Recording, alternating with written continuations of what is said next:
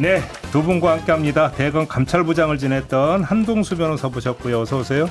네, 안녕하세요. 네, 이춘재 한겨레 논설위원 모셨습니다. 어서 오세요. 네, 안녕하세요.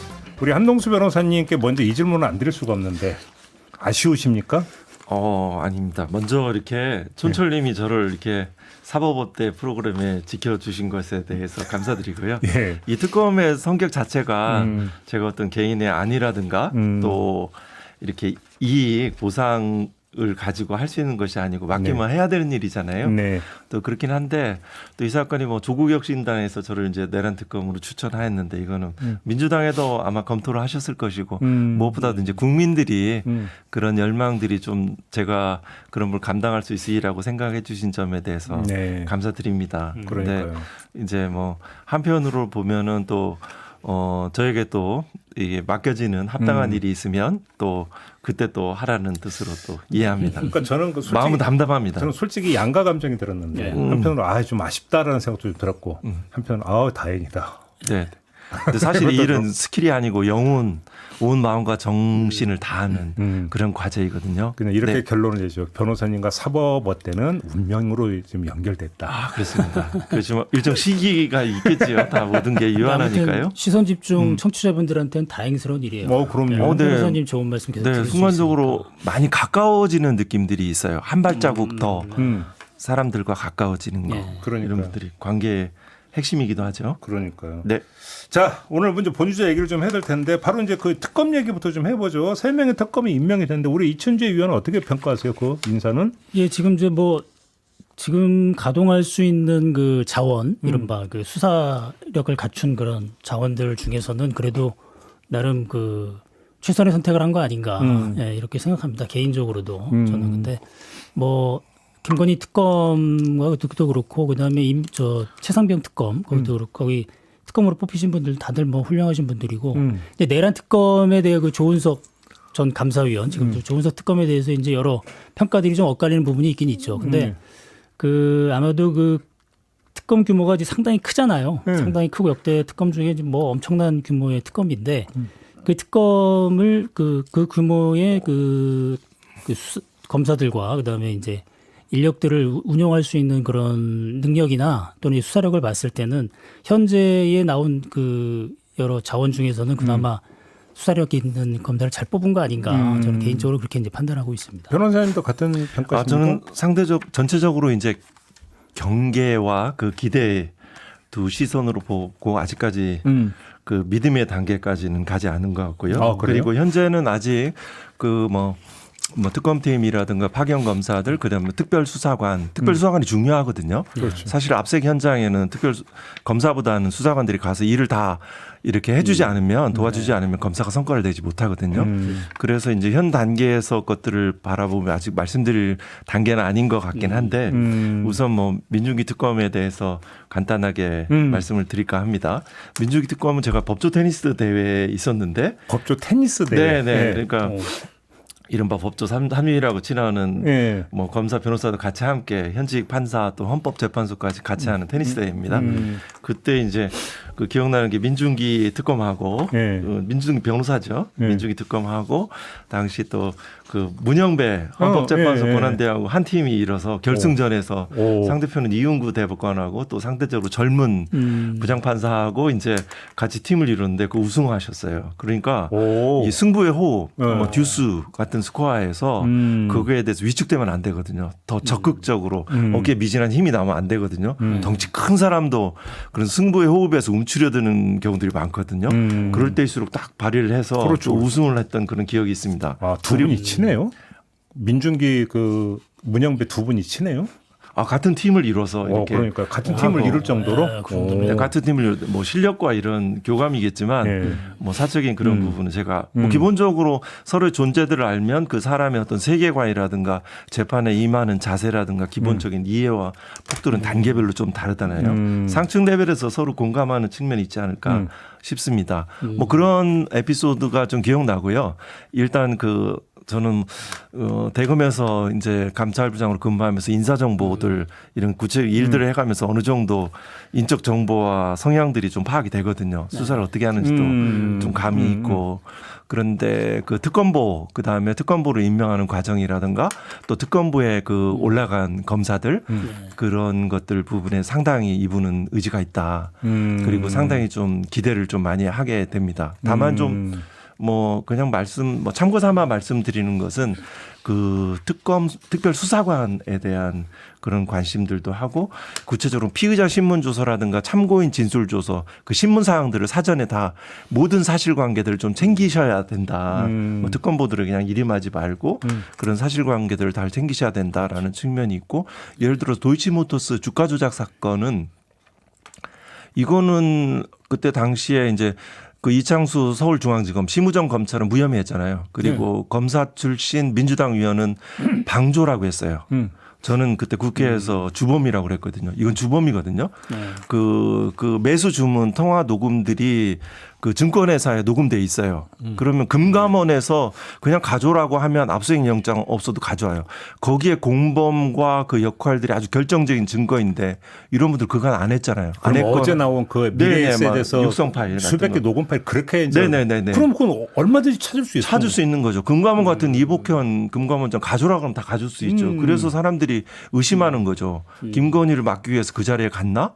뭐 이렇게 의심하는 그리고 국민들의 이런 의혹들을 해소하는 측면이 있지만 결국 시간이 지나면 다 사실로 드러나잖아요. 그런 부분들은 그 특별수사관이나 내지는 금감원 각종의 전문가들 그 일상의 그 국민들의 어떤 창의성과 전문성들을 그 보시고 그냥 맡기지 말고 법원보다 훨씬 더 적극적인 자세로 매 순간과 사실관계 하시고 법리 검토가 되게 많이 필요한 사건들이거든요. 기록은 판사 출신이 훨씬 더 잘 보시니까 그렇죠. 조금 더 적극성을 가지시고 그 모든 사실관계들을 컨트롤 하시면은 그분은 뭐 휘거나 결론이 목적을 위해서 뭐 누구 어떤 조직을 보호하기 위해서 그러실 분은 아니니까요. 최상병 특검 같은 건 제가 인상적인 게 이제 그 지명되자마자 언론 인터뷰인가 뉴스에 딱 한 말씀 하시더라고요.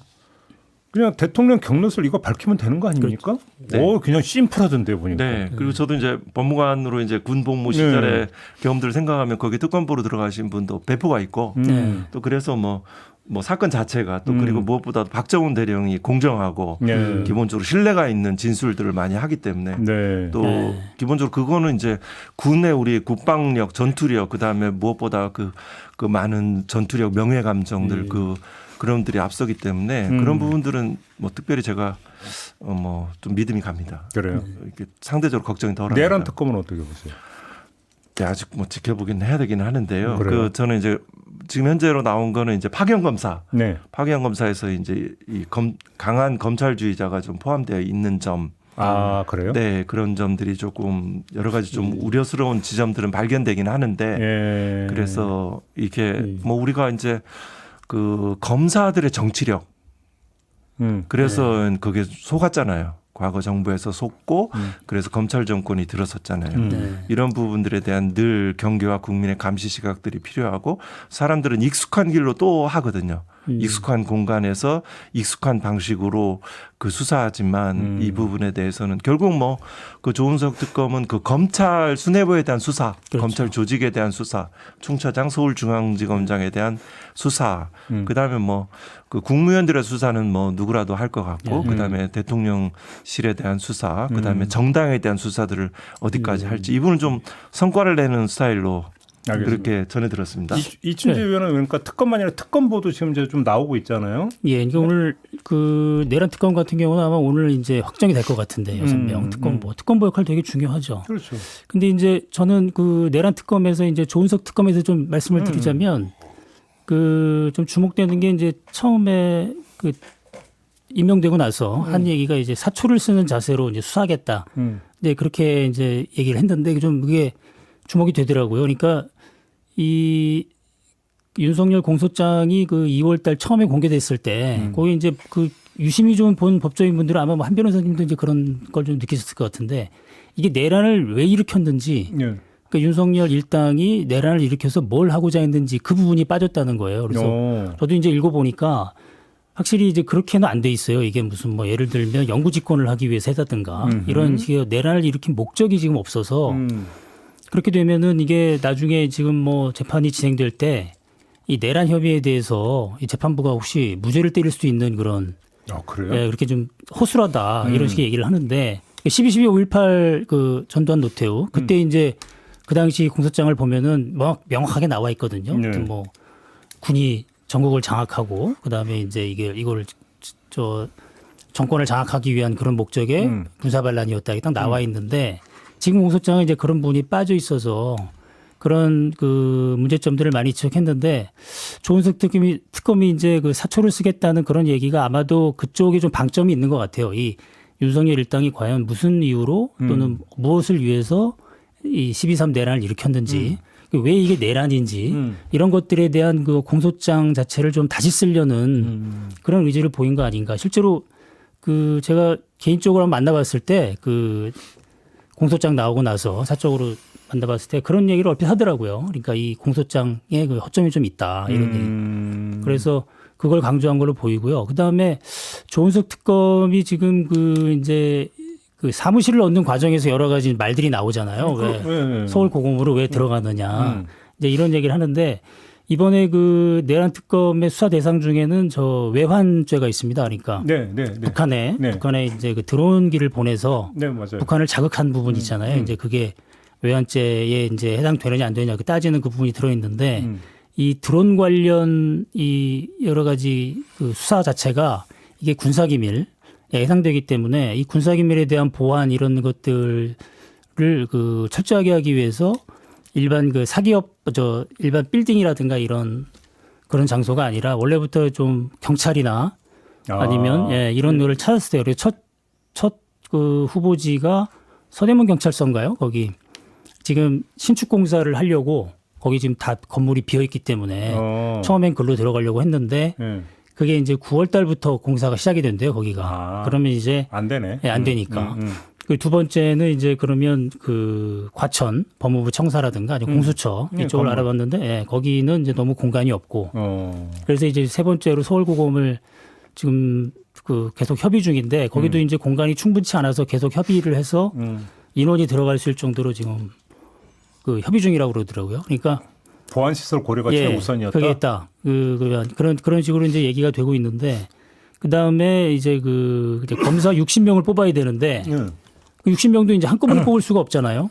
약간 이제 한 변호사님도 여러 그런 또 우려도 말씀해 주시고 그리고 이제 윤석열이나 아니면 지금 뭐 심우정 검찰총장 전부 다 이제 수사 대상이 되기 때문에 그쪽과 근무 인연이 있는 검사들은 아무래도 좀 말이 나오겠죠. 그러겠죠. 그러니까 그런 스크린 작업들도 좀 해야 되고 그래서 이게 이일 진척에 따라서 순차적으로 이제 검사들을 뽑는답니다. 그러니까 60명 한꺼번에 다 뽑는 게 아니고.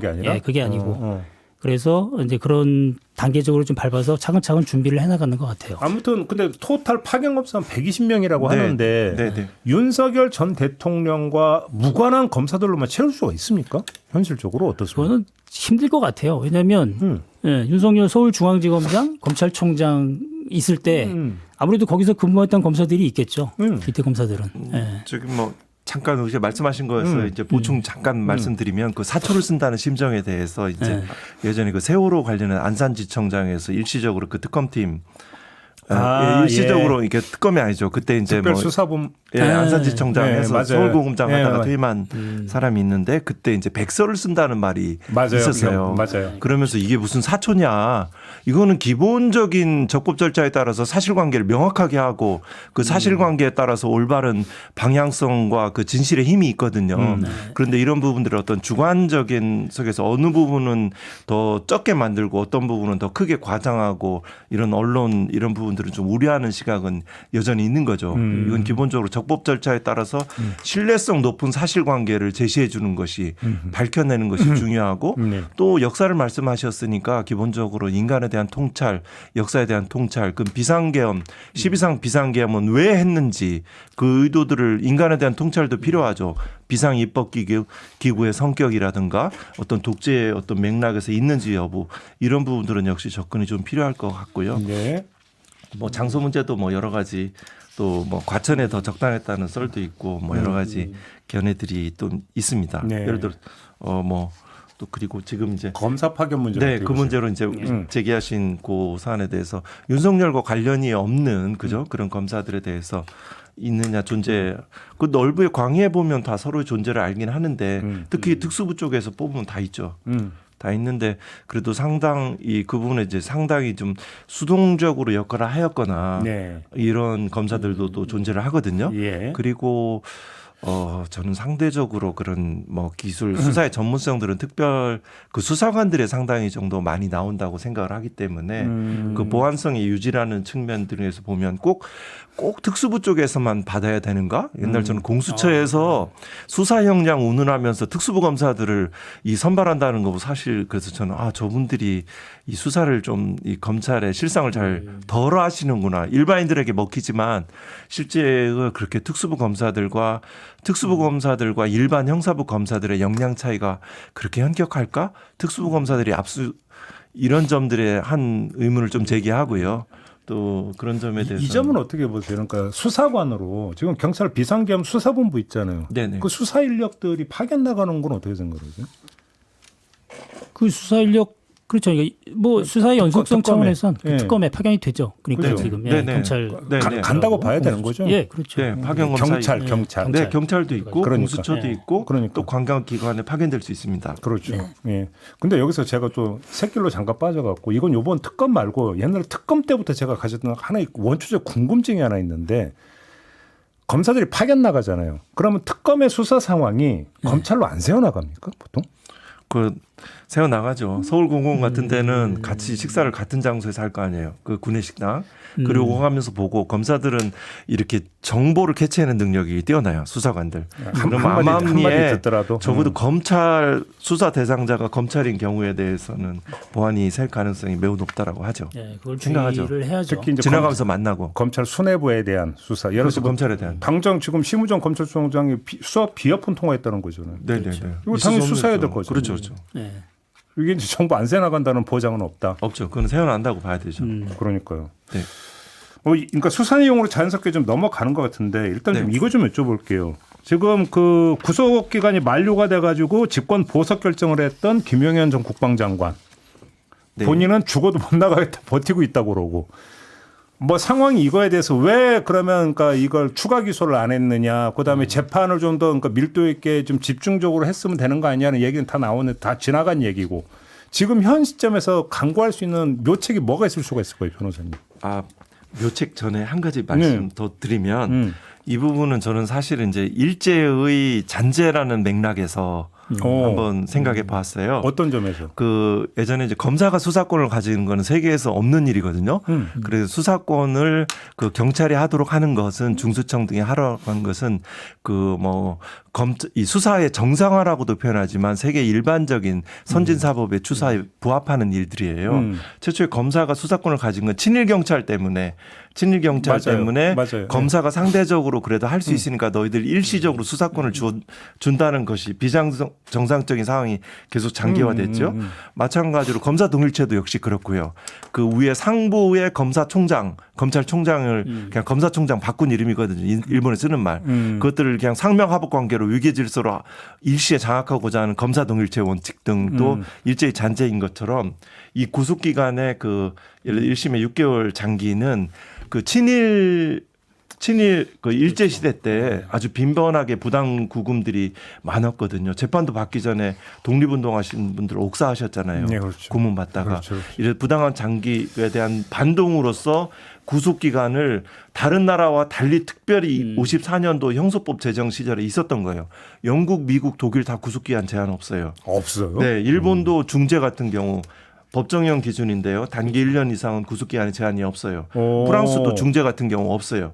그런데 이 부분에서 입법론적으로 시대 상황이 변했으니까 구속기간을 그 제한들을 그 일률적으로 그렇게 딱 이렇게 범죄 법정형 고려하지 않고 이렇게 6개월씩 제한하는 것은 이렇게 한번 입법적으로 그 형소법 개정 작업이 필요하다라고 생각을 해요. 이런 그 소식은 나왔어요. 내란 외환죄의 경우는 구속기간을 1년으로 연장하는 법안. 어제 그 필요성에 따라서 이제 문제 제기를 한 것인데 이런 좀 역사적인 맥락, 근본적인 친일 그 일제의 잔재에 대한 그 어떤 선진 사법의 형사 절차의 정상화라는 관점에서 입법적으로 접근하는 게 구속기간 필요할 제한이 거예요. 없어요? 네. 다른 나라가? 네, 없어요. 그 옛날 뭐 옴질리교 일본에서 계속 예, 오래됐죠. 그 재판이. 그죠. 10년 가까이 됐나요? 그래서 오랫동안 네. 그 미결 구금이 계속되고 네. 있는 그 상황도 목격을 하였지요. 뭐 그렇게 우리나라가 좀 특이한 상황이다라는 점들을 하고요. 경우에 따라서 뭐 시간이 뭐 제약돼 있긴 한데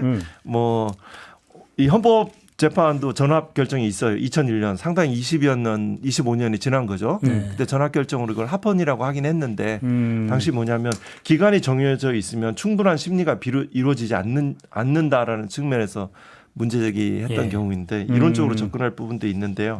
이래서 좀 그런 관점에서 그 민주당에서 일부 의원들이 발의한 것 같은데 그건 현실적인 필요에 의해서 한 건데 전체적으로 종합적인 역사적인 맥락과 입법례들 참고해가면서 잘 하셨으면 좋겠고 묘책은 제가 이런 경우가 있을 수가 없어요. 이 보석을 하라고 하는데 내 구속기간 만료로 보석 조건 없이 나 절차에서 해방되겠다고 하는 피고인은 있을 수가 없어요.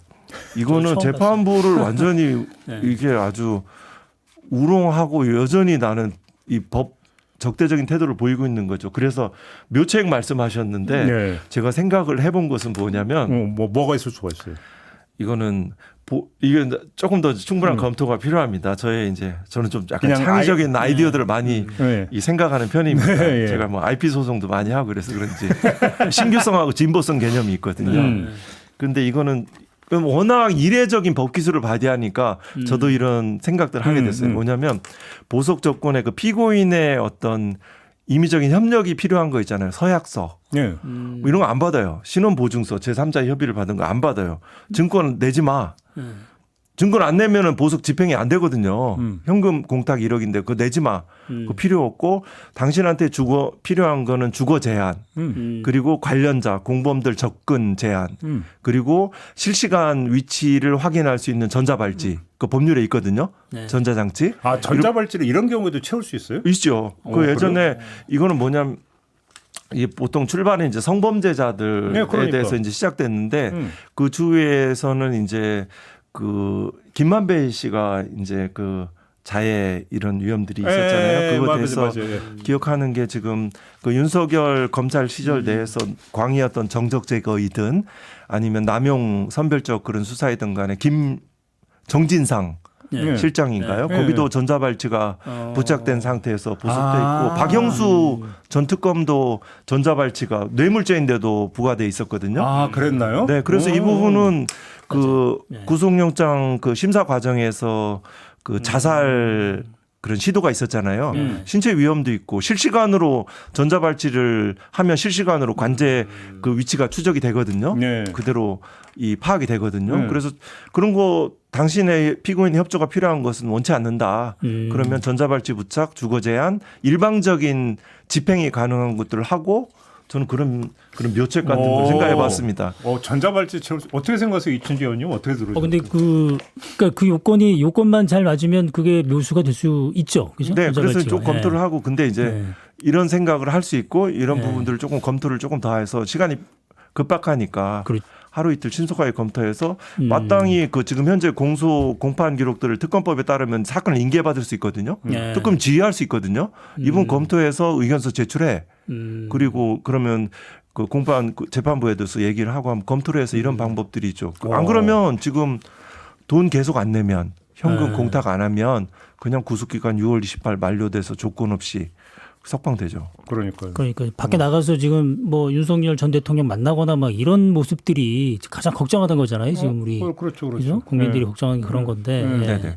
그래서 그런 묘수이긴 한데. 뭐 이거는 좀 뭐 검토를 조금 더. 그럼 이 점은 어떻게 보십니까? 재구속을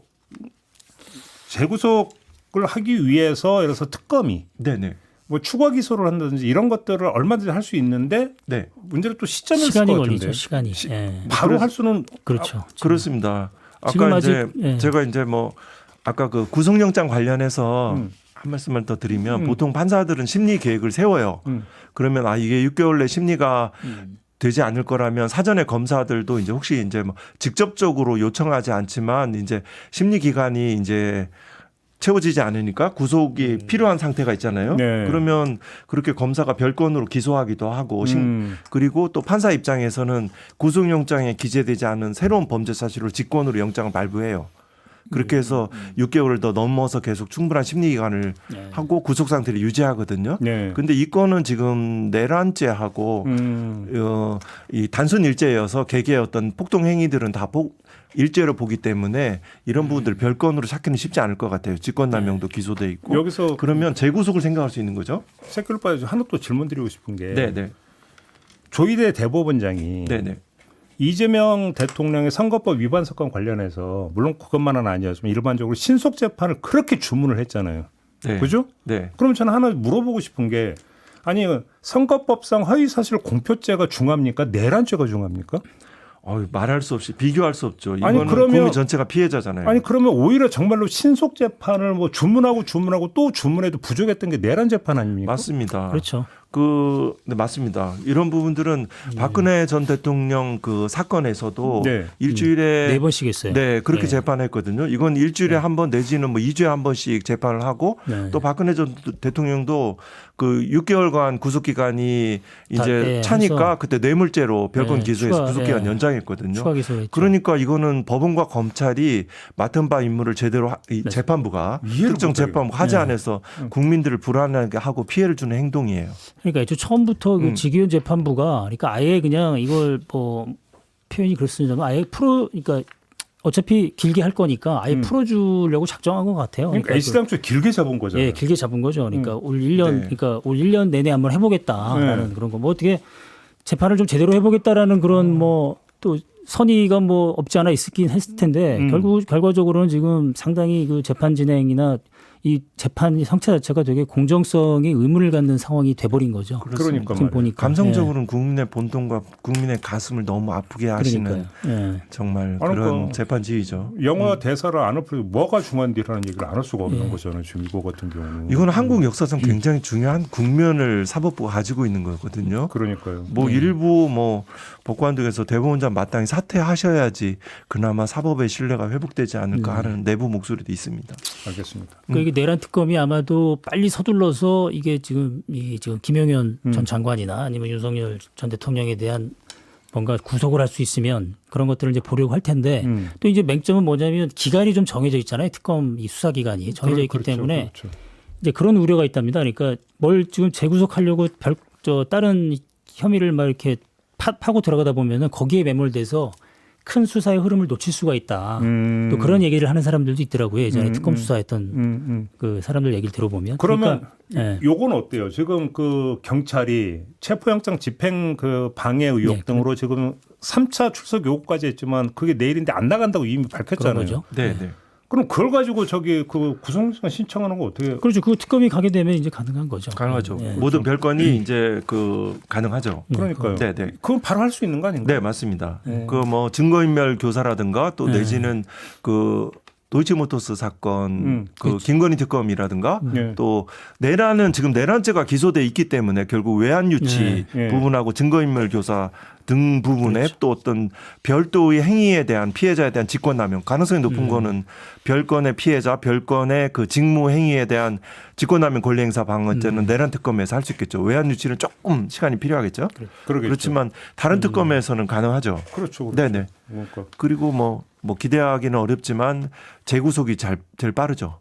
재판부가. 그건 동일 사실로 다시 구속할 수 있으니까요. 그렇죠. 증거인멸 행위들이 일어나고 그 위험성이 그 발견되고 있으니까요. 그러면 뭐 재구속 의견 요청하고 기피 신청하는 것이 공판관여검사에 합당한 알겠습니다. 처사죠. 자, 요것도 좀 함께 여쭤볼게요. 우리 이춘재 위원께 이제 법조 출입 오래 하셨잖아요. 네. 검찰총장이 비아폰 쓴다는 얘기 혹시 출입하실 때 저도 처음 들었습니다. 네? 예, 이번에 처음 들었어요. 깜짝 놀랐는데. 예, 이게 이원석 총장 때부터 쓰던 걸 넘겨받았다 또 이렇게 얘기를 하던데요. 그러니까 이제 얘기는 그렇게 나오는데 근데 이원석 총장이 비어폰 썼다는 얘기는 물론 뭐 본인이 고백을 안 했으니까 그러니까 그건 이렇게 드러난 적이 없는데 실제로 지금 심우정 총장은 썼다는 얘기잖아요. 아니 이거 좀 황당하던데 이게 가능한 얘기예요, 이 얘기요? 이게 그러니까 지금 그 비어폰을 써가지고 무슨 얘기를 했는지가 이제 수사해서 밝혀져야 할 내용인데 원래 네. 민정수석하고 검찰총장이 사실은 그 예전에 그 한 사건이 있었는데 그 사건 저 정확히 기억은 안 납니다만은 민정수석하고 검찰도 사실 직접 이렇게 통화하는 일이 그렇게 많진 않아요.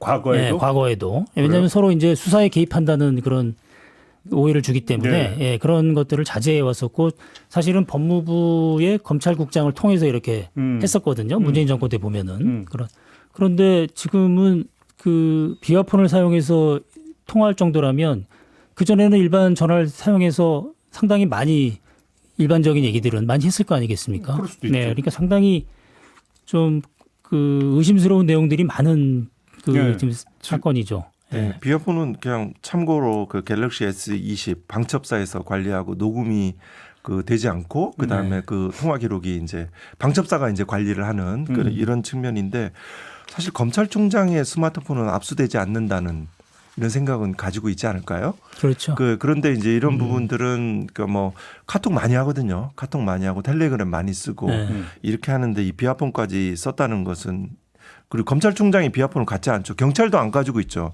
실제는 좀 하다가 이제 군하고 이제 뭐 이렇게 아주 특별한 그런 사람들만 가지고 있는데 검찰총장이 가질 일이 없고 그러니까. 또 그걸 가지고 또 이렇게 특정 뭐 김건희 수사 앞두고 했었나요? 내지는 이런 네, 쪽에서 민정수석하고 이렇게 한다는 것 자체는 상당히 아니 그러니까 한겨레 보도로 보면은 지금 두 차례 통화인데 그 통화 그러니까 시간이 10몇 분 막 이러던데. 그러니까 길게 통화했어요. 그것도 그때 필요한 게 통화는. 상식과 경험치거든요. 용기를 내서 사실 인정하는 거죠.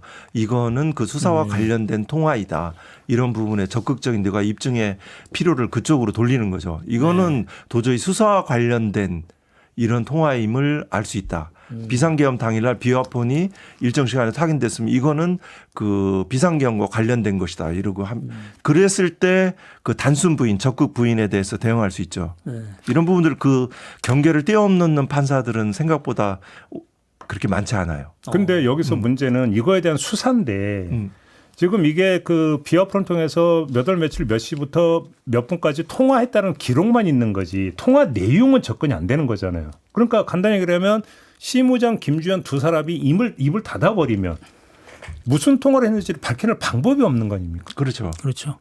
수사에 이게 애를 먹을 수도 있는 거 아닌가요? 그렇죠. 애가 먹죠.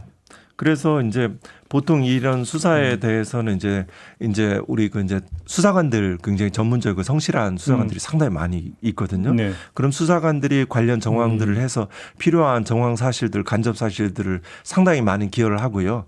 기본적으로 이런 부분들 어떤 내부 분열 내지는 내부 제보자가 필요하죠. 그래서 수사가 완성이 돼요. 대체로.